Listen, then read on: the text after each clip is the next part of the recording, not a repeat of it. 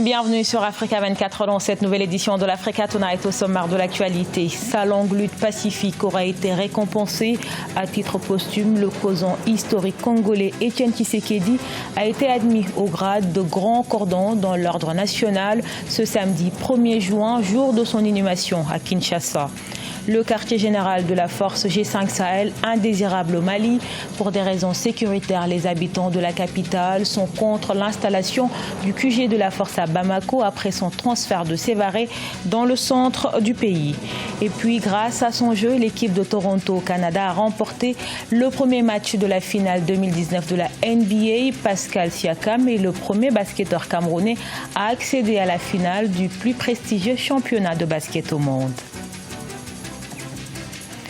Mais tout d'abord, au Malawi, l'opposition rejette les résultats de la présidentielle, donnant vainqueur le sortant Pierre Mutharika. Le deuxième candidat arrivé troisième de l'élection a aussi saisi la justice pour l'annulation du scrutin. Il s'agit de l'ancien vice-président Solo Chilima.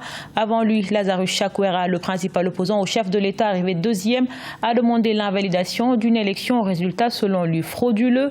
Rappelons que Peter Mutharika, au pouvoir depuis 2014, est arrivé en tête avec 38,57% des suffrages devant ses deux rivaux respectivement crédités de 35,41% et 20,24% des voix selon les résultats de la commission électorale. En République démocratique du Congo, les 2 jours de funérailles nationales d'Étienne Tshisekedi se sont achevés ce samedi 1er juin à Kinshasa. L'opposant historique décédé en Belgique il y a un peu plus de 2 ans est inhumé ce samedi. Mais avant son inhumation, son combat pour la République démocratique du Congo a été récompensé. À titre posthume, l'opposant historique Étienne Tshisekedi a été admis au grade de grand cordon dans l'ordre national, qui est selon la présidence le plus haut grade possible à ce stade. On écoute à ce propos Giscard Koussiema, directeur adjoint de la presse présidentielle, qui annonce d'autres récompenses à suivre. Oui, le président de la République, son Excellence Félix-Antoine Tshisekedi Tshilombo, vient de signer une ordonnance qui admet Dr Étienne Tshisekedi à titre posthume dans l'ordre national Héros nationaux Kabila Lumumba. Il s'agit ici donc de la récompense de sa longue lutte pacifique. C'est une première récompense, d'autres récompenses peuvent arriver. Et donc, parce que beaucoup auraient voulu qu'il soit déclaré directement héros national, il s'agit simplement d'un processus tel que les prévoient nos lois. Mais pour aujourd'hui, il est admis à titre posthume au titre de héros national Kabila Lumumba ou avec le grade de grand cordon. Donc, nous répétons, Dr Étienne Tshisekedi Wamulumba est déclaré aujourd'hui grand cordon et il est admis dans l'ordre héros nationaux Kabila Lumumba. Également dans l'actualité, les habitants de la capitale malienne Bamako manifestent contre l'installation du siège du G5 Sahel après une attaque terroriste fin juin 2018 contre le quartier général des forces des 5 pays du Sahel à Mopti dans le centre. Il a été décidé d'installer provisoirement le siège de la force antiterroriste à Bamako, une décision que contestent les Bamakois pour des raisons de sécurité. Reportage de notre correspondant Mokhtar Bari.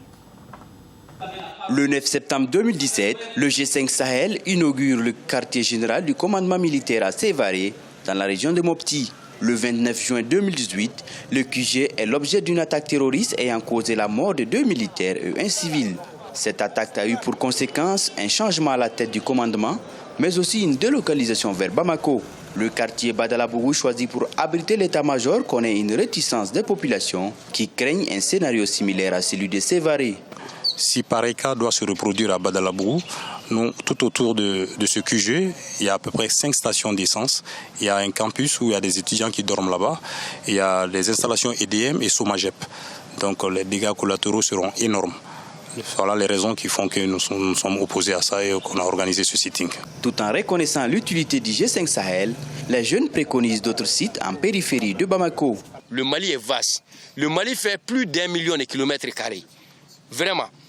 La population de Badalabougou est déjà, même, je dirais, entassée quand on regarde les constructions. Donc, moi je pense que les militaires ont plus besoin d'espace où ils peuvent vraiment s'épanouir. Après une semaine d'activités ponctuée de sittings, sensibilisation et assemblée générale, les habitants du quartier Badalabougou entendent passer à d'autres actions dans les semaines à venir. Dans la révolution soudanaise, la jeunesse a joué un rôle majeur. Étudiants, artistes, activistes, ils gèrent au quotidien le bien-être des manifestants soudanais. À travers la chanson, la littérature ou encore la peinture, ces jeunes n'ont pas manqué d'exprimer des messages pour l'avenir de leur pays. Marcel Farba-Maroun. L'art de rue se manifeste sous de nombreuses formes dans la ville de Port-Soudan, dans l'est du Soudan. De nombreux jeunes fiers de leur contribution au récent mouvement de protestation dans le pays qui a abouti au renversement du président Omar El-Béchir en avril 2019 se retrouvent ainsi dans les rues de la ville, vibrant au rythme de la musique, de l'art et de la littérature à la tombée de la nuit. La révolution soudanaise a prouvé que cette génération est une génération qui aime le pays au-delà de toute mesure. Tous les intérêts de la jeunesse à cette époque ont tourné autour de la construction de la nation, de la liberté, de la justice et de la paix. Les jeunes n'ont pas manqué d'exprimer des messages d'espoir pour l'avenir du Soudan. Ceci s'est traduit par des peintures murales et des chansons de rap. Nous chantons du rap parce que nous faisons partie du système de valeurs mondiales en matière de justice, d'égalité et de droits de l'homme. Nous essayons de transmettre notre message à notre manière qui repose sur le rap. Au Soudan, le conseil militaire qui a pris les rênes du pays reste dirigé par des hommes proches du président déchu dont le bilan économique est décrié par les manifestants. À noter que l'opposition et la société civile continuent de faire pression sur les militaires pour qu'ils cèdent le pouvoir à une administration civile. Et parallèlement, un vent contraire à ce mouvement de révolte souffle sur le pays. Ce vendredi, des milliers de personnes ont manifesté à Khartoum, la capitale, en soutien aux militaires et pour le maintien de la charia. Une manifestation en réponse au mouvement de contestation qui réclame le transfert du pouvoir aux civils. Ces derniers qui campent depuis le 6 avril devant le siège de l'armée. Les leaders du mouvement de contestation ont entamé des négociations avec le conseil militaire, mais elles bloquent sur la composition du futur conseil souverain censé assurer la transition post-Béchir. À la page sport, Pascal Siakam est en train de se faire une place dans l'histoire du basketball. Il est le premier basketteur camerounais à accéder à la finale de la National Basketball Association NBA, le plus prestigieux championnat de basket au monde. Grâce à son jeu, Toronto, qui dispute également sa première finale, a remporté le premier match de cette finale 2019 face au double tenant du titre NBA Golden State. C'était ce jeudi 30 mai et le natif de Douala entend poursuivre sur cette lancée. Je vous propose d'écouter Pascal Siakam. En défense, on a fait un bon travail avec les joueurs qu'ils ont et essayer de les contenir. Et je pense on a fait un bon travail et on doit continuer comme ça si on veut avoir une chance de gagner tous les soirs. Pour moi, je ne pouvais pas vraiment imaginer être à ce niveau-ci. Ça prouve juste que le travail paye.